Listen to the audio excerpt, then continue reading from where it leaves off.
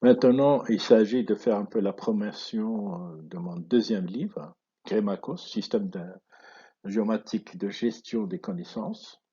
Et on va essayer surtout de voir l'aspect représentation, modélisation et manipulation des objets spatiaux. Et l'auteur, toujours professeur Khalid Mohamed Kheddin, la- la- l'éditeur c'est Noor Publication, vous avez l'ISSN et l'IAM, etc. Il a toujours édité à Berlin en Allemagne, en français. La date d'apparition est le 26 février 2018 et son volume à peu près c'est 291 pages. Et bien sûr, les points de vente Amazon.fr, Fnac.fr et puis d'autres sites, bien sûr. Et voilà à peu près l'ouvrage, le livre en question. Donc, vous pouvez lire un petit peu le contenu de ce livre. Voilà l'aspect verso de l'ouvrage. Voilà. Donc, nous avons la couverture de la première page de couverture du livre, ainsi que le dos de la couverture, avec le résumé sur l'auteur, et ainsi qu'un bref résumé sur l'ouvrage, ainsi que l'ISBN. Voilà, on voit bien que le titre, ainsi que le sous-titre de l'ouvrage. Les informations concernant l'auteur, le professeur Mohamed Khaldi Kholadi est docteur diplômé en informatique et en automatique de l'ISA de Lyon en France. Il était recteur de l'université Shahid Hamad Khtar. Il était directeur du laboratoire de recherche mixte de l'université Abdelhamid Mahdi Constantine II. Il est toujours président de l'association Son Développement à l'université Mentori Constantine. Je suis membre de plusieurs réseaux internationaux tels que ACIT, Réseau arabe d'éthique, et aussi CCIS, Réseau arabe d'éthique aussi, Cassini en France, etc. Mes points de recherche sont les systèmes d'information géographique, l'infographie, le traitement d'images et la synthèse d'images, les bases de connaissances, les métaheuristiques, les systèmes complexes, les archives nationaux, l'éthique et la recherche d'informations et bien d'autres choses. En effet, j'ai contribué de manière significative au développement de la recherche scientifique dans le domaine de l'informatique en France et en Algérie, et en particulier l'amélioration de la qualité des centres de recherche informatique serait pour moi une occasion exceptionnelle. Tout au long de ma carrière en tant que professeur, chercheur et responsable, j'ai contribué à l'influence de l'informatique en Algérie, en particulier pour les universités de l'Est et en tant que scientifique de l'éducation. Mon CV parle beaucoup de ma carrière. Mes forces sont de réaliser un sentiment d'accomplissement et d'organisation et ma détermination à être consciencieux et studieux sont des sérieuses promesses et ma volonté de réaliser mes ambitions professionnelles, éducatives et scientifiques. L'objectif de ce livre, en résumé, est de dresser un panorama complet des problématiques qui se posent dans les domaines de la représentation, de la modélisation, de la manipulation d'objets tridimensionnels à travers trois applications des objets géométriques. La manipulation nécessite des raisonnements spatiaux qui sont, dans la plupart des cas, de nature géométrique et topologique, tels que la création d'un nouveau fait spatiaux par interpolation cas des couches géologiques, la détection de nouveaux faits spatiaux à partir d'informations complètes ou mal structurées, la diversité des problématiques de manipulation des connaissances spatiales met en relief la multiplicité des méthodes de raisonnement et la difficulté de les unifier dans un raisonnement type qui sera susceptible de s'appliquer à tous les cas de figure.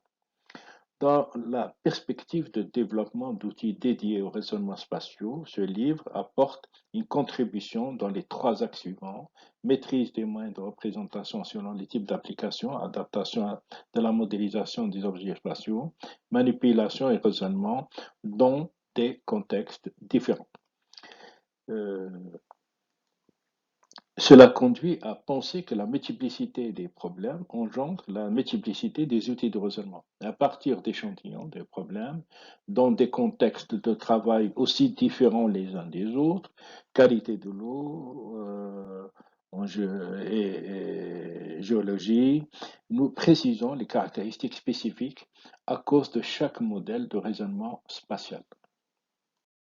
Les mots-clés de cet ouvrage, donc les connaissances spatiales, raisonnement spatial, inférence géométrique, objet géométrique, représentation des connaissances, modélisation des connaissances, manipulation des connaissances. À travers ces images sur l'Algérie et sur les couches géologiques, ainsi que sur le repérage terrestre dans le désert pour se repérer, on essaie de donner un petit peu le fil conducteur de ce livre, le principe directeur de ce livre, qui est comment on va maîtriser ces différents éléments, comment on va les représenter, comment on va les reconstituer, comment on va donner vie à cette carte qui est la carte d'Algérie, et ici, comment aussi, à partir des forages ou des courbes sismiques, on essaie d'estimer les réserves minérales, liquides ou ferreux, euh, qui sont dans le sous-sol algérien. Et ici, c'est dans le désert, comment se repérer et se situer à travers des pyramides d'orientation que l'on trouve un peu tous les 10 km dans le désert. Je tiens à remercier vivement mon encadreur, le professeur Robert Lorigny, qui m'a encadré dans son équipe et qui n'a jamais cessé de me conseiller et de me guider tout au long du travail de ma thèse de doctorat et dont l'amical soutien m'a toujours été très précieux. Il m'a permis de rentrer de plein pied dans le monde de la gestion des connaissances. Ce livre retrace à peu près l'épopée de ma thèse avec plus de détails. Et je tiens tout particulièrement à remercier mon épouse Martha par sa patience à mon égard et son aide très précieuse, et mes enfants, Abdel Shahina, Céline et Labidine, pour leur soutien moral. Je tiens à remercier aussi mes parents, mes frères et sœurs pour leur soutien moral qui m'a apporté tout au long de mes études, de ma carrière professionnelle. Je dédie ces livres à ma famille, à mes amis, à mes collègues et à mes lecteurs potentiels. Alors, de point de vue introduction générale, dans de nombreuses applications, les connaissances spatiales de dimensionnement et de positionnement cohabitent avec les connaissances non spatiales d'identification, de caractérisation des objets. Alors, parmi ces applications qui utilisent des données localisées ou un inférence spatiale et manipulent les objets géomatiques, on peut signaler la géologie, la météorologie, la maîtrise de l'environnement, l'urbanisme, les informations de voirie et les réseaux souterrains, les études d'implémentation spatiale de grandes surfaces ou de gros complexes industriels, etc. La nature des connaissances véhiculées dans ces applications est quelque peu différente de celle des applications traditionnelles comme la gestion. Dans la modélisation d'un objet spatial, la composante géographique, géométrique plutôt, représente un élément déterminant. En effet, un objet existe d'abord par le volume qu'il occupe dans son environnement. Ainsi, si on donne l'ordre à un robot de se déplacer, de déplacer un objet donné, il aura à considérer la taille de l'objet en la comparant aux espaces libres et il devra veiller à la facilité d'accès. Lorsqu'on conçoit le tracé d'une ligne de métro, il est nécessaire de disposer d'une grande quantité d'informations, le point de départ, le point d'arrivée, l'ensemble des obstacles géologiques naturels du sous-sol et les normes administratives, juridiques, techniques et géométriques. Le problème de déplacement des objets rigides ou non dans un environnement encombré d'objets statique ou fixe. Ici, il s'agit de trouver un chemin sans collision de sorte que l'objet à déplacer n'intersecte aucun autre objet ou obstacle. C'est le problème connu sous le nom de déménageur de piano.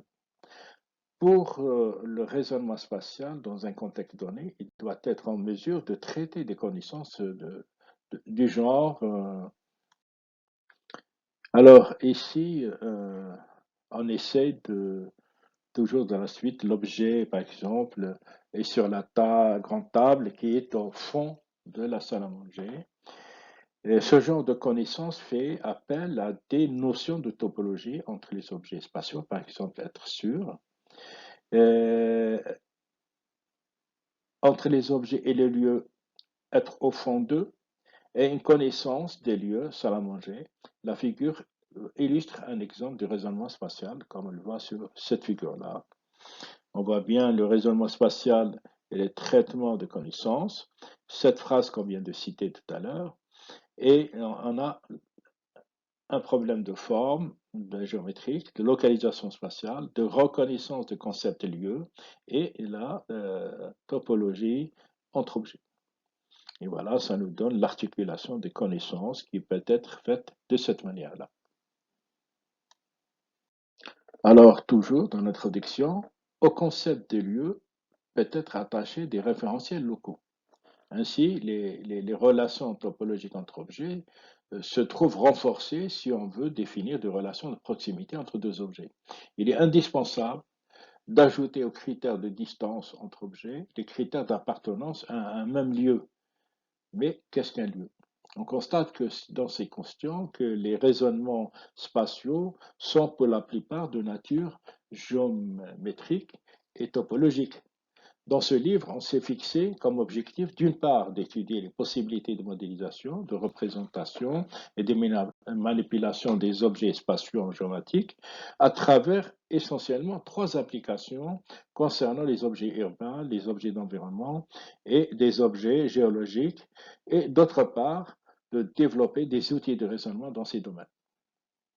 Alors, selon le cas, il s'agit soit d'effectuer des raisonnements topologiques avec des connaissances spatiales alphanumériques pour les objets urbains, soit de l'inférence de la topologie à partir de la géométrie pour les objets d'environnement, ou soit l'inférence de la géométrie, de la géographie plutôt, à partir des informations complètes pour les objets géologiques. On va développer dans des prototypes, donc on va développer dans des prototypes de ces trois applications quelques outils qui nous permettent d'effectuer des raisonnements spatiaux tels que la création de nouveaux faits spatiaux à partir d'interpolations, cas des couches logiques, la déduction de nouveaux faits spatiaux à partir d'informations complexes ou mal structurées. On a donc l'habitude de se servir de supports schématiques ou imagés pour transmettre des connaissances ou relater des situations dont on veut garder des traces pour éventuelle réutilisation. La nécessité de communiquer avec les autres par ces moyens s'explique par l'existence d'une grande, écrasante quantité d'informations à analyser et à transmettre. L'abstraction consiste à extraire du nombre important de propriétés caractérisant les objets spatiaux, un petit nombre d'entre elles qui vont être suffisantes pour traduire l'idée que l'on se fait des objets dans un contexte donné qui concerne un domaine destiné à l'étude ou destiné d'un domaine déterminé d'étude où l'aspect d'inférence alphanumérique, géométrique et topologique est pris en compte. Ce peut être vu comme une réduction, c'est-à-dire une projection de l'objet du monde réel dans les espaces métriques et topologiques du contexte d'application et d'utilisation. La diversité des problématiques de manipulation des connaissances spatiales met en relief la multiplicité des méthodes de raisonnement et la difficulté de les unifier dans un raisonnement type qui sera susceptible de s'appliquer à tous les cas de figure. Le raisonnement spatial consiste à manipuler des objets géomatiques dans leurs espaces géométriques et topologiques.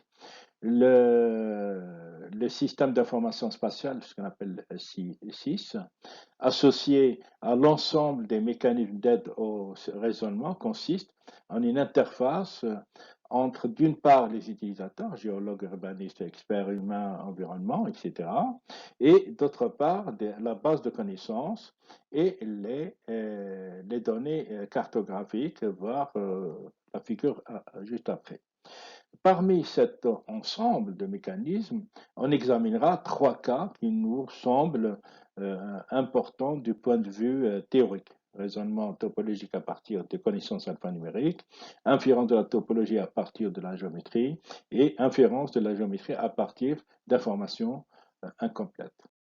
Donc, comme on vient de le dire, donc nous avons l'utilisateur qui va être un géologue ou urbaniste ou un expert d'environnement, qui via notre interface d'inférence spatiale, SIC, SIS, permet d'accéder à la base connaissance, à la base carto, et surtout en manipulant, en utilisant un ensemble de mécanismes de raisonnement et de concepts qui lui permettraient d'avoir une certaine aide au raisonnement pour la prise de décision. Alors, dans le premier cas, les systèmes experts associés à la logique de premier ordre sont suffisants pour résoudre tous les cas.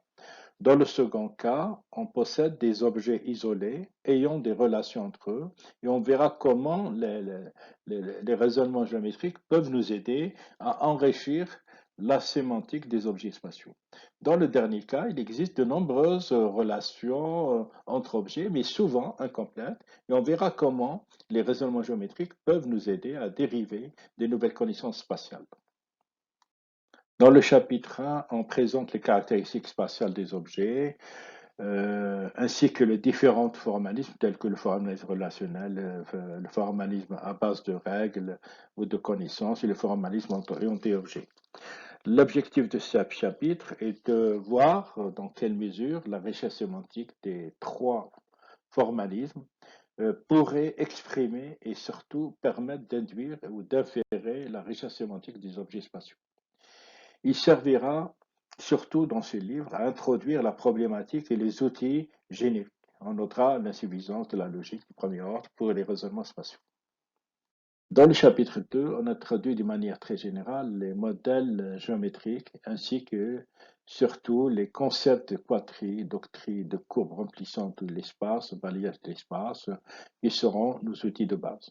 L'objectif du chapitre 3 est d'approfondir les concepts vus dans le chapitre 2 en décrivant les différents modèles spatiaux géométriques et topologiques utilisés pour capter justement cette richesse sémantique des objets spatiaux et en mettant en relief leur puissance intensive et compréhensive d'inférence. Le premier chapitre de manipulation, chapitre 4, va nous permettre de souligner l'impuissance des manipulations alphanumériques, des connaissances spatiales, pour inférer simplement des raisonnements géométriques et topologiques à travers des exemples ponctuels. On donne les possibilités, les difficultés de ce type de manipulation. Un exemple de manipulation d'une set tridimensionnelle sera présenté dans le deuxième chapitre de manipulation, chapitre 5. L'accent est mis sur les manipulations géométriques et topologiques des connaissances spatiales des objets pour inférer les raisonnements géométriques et topologiques. Ces manipulations sont étroitement liées à la puissance d'inférence, de déduction et de dérivation des modèles géométriques et topologiques. Le chapitre 6 présente une application spécifique pour la construction de la topologie à partir de la géométrie et d'effectuer des exemples de raisonnements spatiaux. La modélisation géométrique est ici faite par le modèle filaire. Le dernier chapitre, c'est-à-dire chapitre 7, met en œuvre la modélisation par des octrilles, des couches géologiques, en inférant leur géométrie à partir des connaissances incomplètes.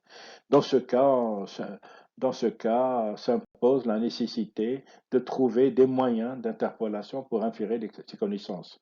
Le schéma de la figure suivante résume les objectifs de nos travaux cités dans ce livre, dans les perspectives de développement d'outils dédiés aux raisonnements spatiaux.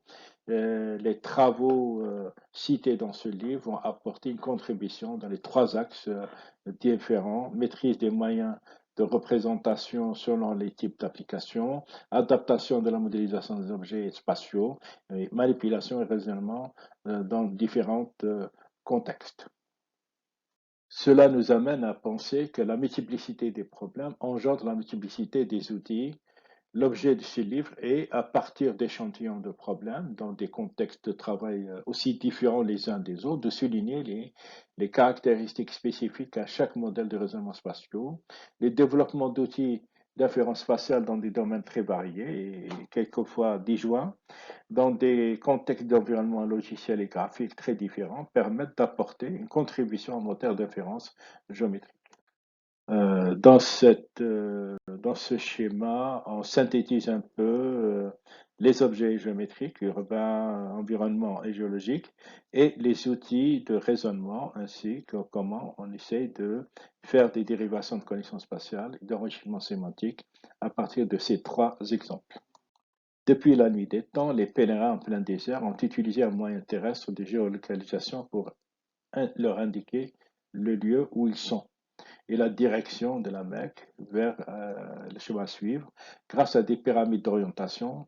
C'est un genre de GPS terrestre installé tous les 10 à 15 km et ce durant tout le trajet, comme sur la figure suivante. Et voilà la pyramide d'orientation. En conclusion de ce livre, le raisonnement spatial consiste en l'inférence de nouveaux faits spatiaux grâce à des connaissances spatiales décrivant la géométrie et la topologie des objets spatiaux et des règles spatiales qui les régissent. Ces règles mettent en évidence les caractéristiques localisées des objets dans leurs environnements spatiaux. L'utilisation des formules géométriques, des trigonométriques, évite de stocker dans la base de connaissances tout ce qui peut être inféré ou induit à partir de la géométrie, d'où un gain appréciable de stockage de données. Comme les raisonnements s'appuient sur les lois de la géométrie, cela rend les règles d'inférence plus simples à découvrir que les règles alphanumériques, mais plus difficiles à rédiger. Dans ce livre Le but de ce livre est surtout d'apporter une contribution à la définition d'une structure de moteur d'inférence géométrique permettant de supporter des raisonnements spatiaux. Une structure unique semble néanmoins difficile à mettre en œuvre compte tenu de la diversité des domaines où les préoccupations de construction des raisonnements ne convergent pas nécessairement. C'est pourquoi, dans ce contexte, on a tenté d'avancer dans cette optique pour l'analyse du raisonnement spatial dans trois cas d'application. Les changements d'environnement matériel et logiciel à chaque prototype n'ont pas contribué à faciliter la recherche de raisonnements spatiaux convergents pour la création d'une interface unique de raisonnement spatial pour divers types d'applications. Pour pouvoir développer des raisonnements, il faut d'abord, au vu de notre expérience, disposer d'un environnement informatique puissant, c'est-à-dire une station de travail dédiée à un raisonnement spatial pour que les éléments de raisonnement circulent d'un environnement à un autre sans problème. Ces environnements concernent le graphisme, le stockage, la mise à jour, le SGBD, Prolog, etc. Ce poste de travail doit disposer des moyens de stockage conséquents, de graphisme de très haute résolution et de la mémoire nécessaire pour effectuer des raisonnements nécessitant des inférences très complexes. Bien qu'on ait avancé dans la compréhension des mécanismes de l'ingénierie des connaissances spatiales, trop peu de régularités ont été découvertes pour étayer une structure générale du raisonnement spatial. Seules les premières pierres ont été posées, d'autres recherches seront nécessaires pour avancer une structure générique du raisonnement spatial. Trois applications spatiales ont été développées concernant les domaines suivants, l'urbanisme, l'environnement et la géologie. Il serait intéressant d'élargir la recherche à d'autres domaines d'application. Avant de conclure, on va dresser un tableau comparatif des trois applications par le tableau suivant. Et beaucoup reste à faire pour utiliser les méthodes de raisonnement spatial en un moteur unique, comme sur la figure qui va suivre. Le tableau de synthèse, l'application, description, modélisation et le raisonnement. Donc, une polysémie urbaine la description factuelle et ponctuelle, le modèle classique d'alphanumérique à base de connaissances et l'inférence ou raisonnement alphanumérique. Pour les zones homogènes, ponctuelles et linéaires, modèle mixte filaire pour les tracés et ponctuels, raisonnement spatial et détermination des zones homogènes. L'objet géologique, il est volumique, modèle octree balayé par des clés de piano, construction, inférence géométrique et topologie de requête spatiale.